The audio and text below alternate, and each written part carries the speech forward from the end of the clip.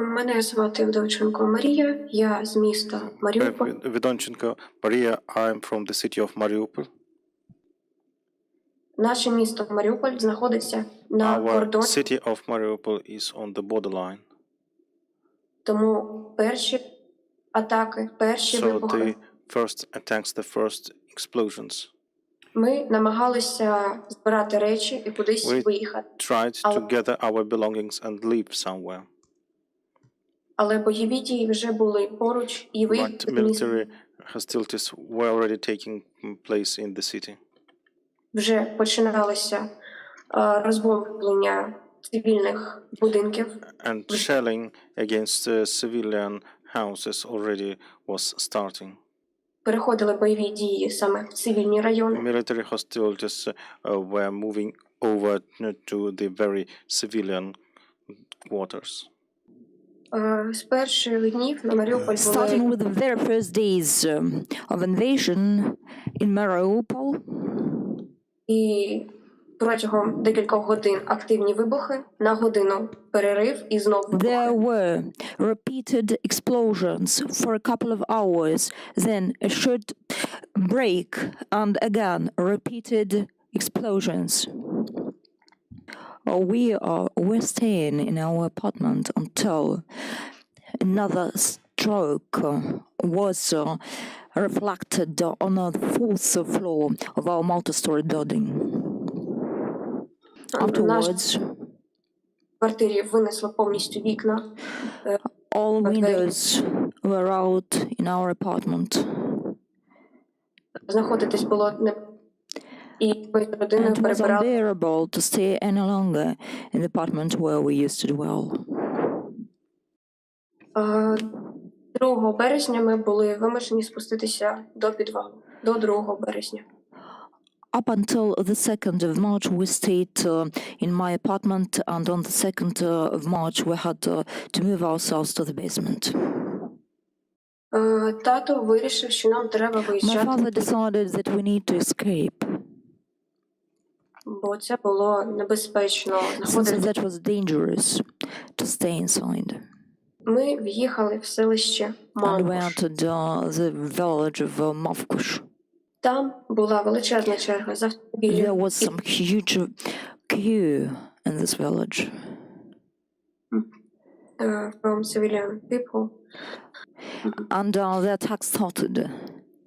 Так, люди почали виїжджати з цієї черги як могли. People began to leave their houses, well, at the pace so that they could let them do so. Так, ми в'їхали в Нову Ялту. That's how we entered the new Yalta, Nova Yalta. And in that village we were present. Нас утримували насильно в тому We were селищі. detained with force in that village. І важлива деталь, тому що нам And there грозили is a very important nuance to it. We were threatened with guns and death.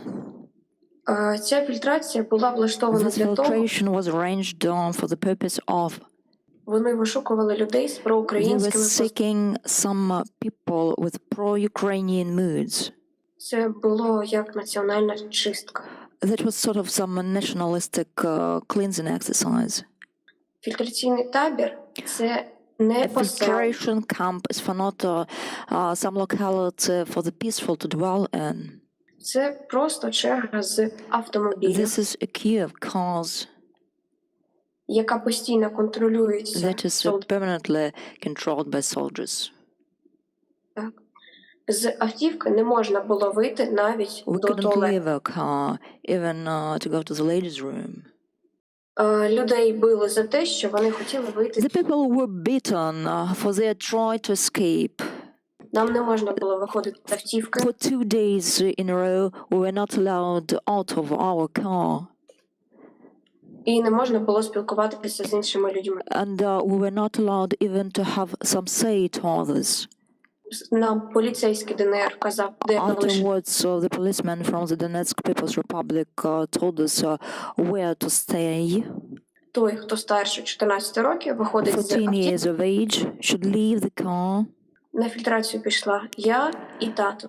My father and I left the car for filtration. Моїй сестрі 12 років. My sister is 12.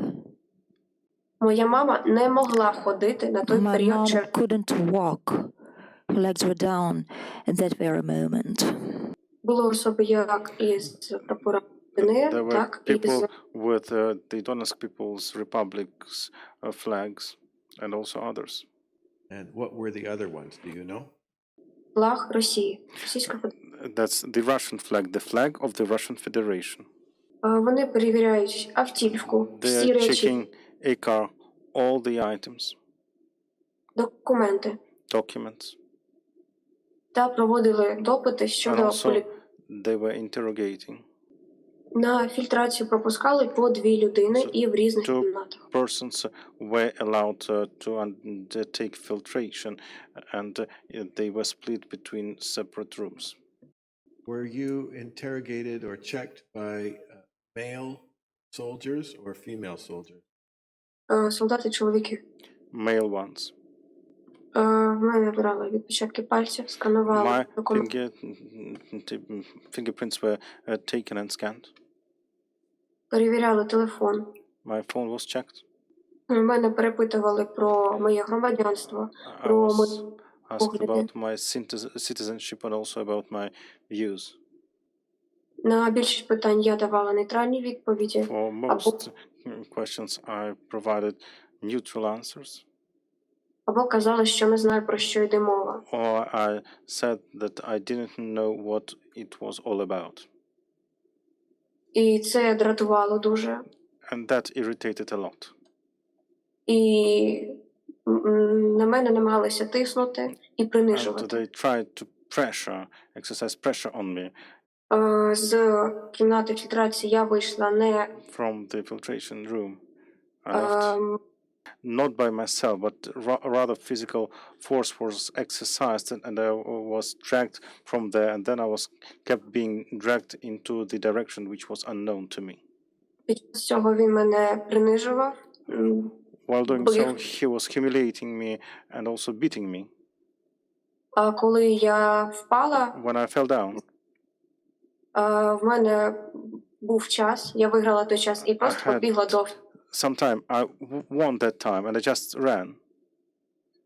так, і я сіла до своєї автівки і чекала, що буде далі. And then I went back into my car and I waited for what would happen next. Мого тата так само вивели з силою. My dad was taken out of that place by force as well.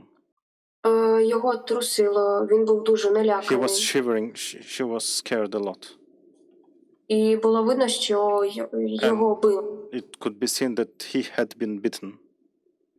Now, on your way to safety, are you able to give an estimate as to how many checkpoints you may have passed through?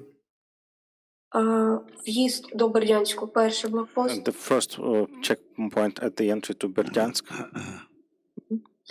З Бердянську до Запоріжжя 27. From Berdyansk to Zaporizhia, 27 to 7 of them. Внаслідок As a result, до моєї мами повернулася хронічна полінeuropatія, і вона chronic polyneuropathy went back in my mom. вона зараз не може ходити, і в неї дуже складний She стан. can't walk now, and her condition is extremely severe now. Ми втратили все, що в нас We було. lost Будинок. everything that we had, a house.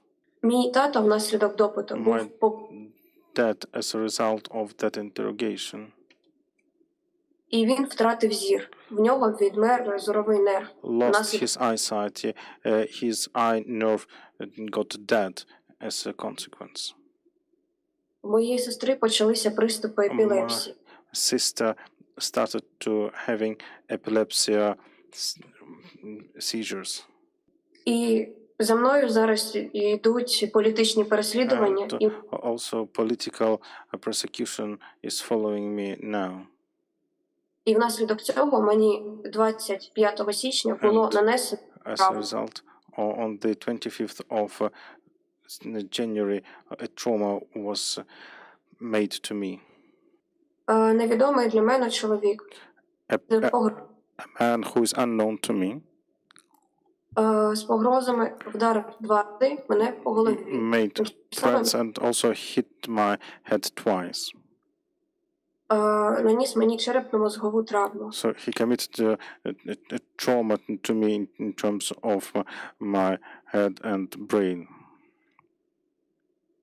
До цього були погрози в соціальних мережах дуже багато. This was preceded by lots of threats on social media.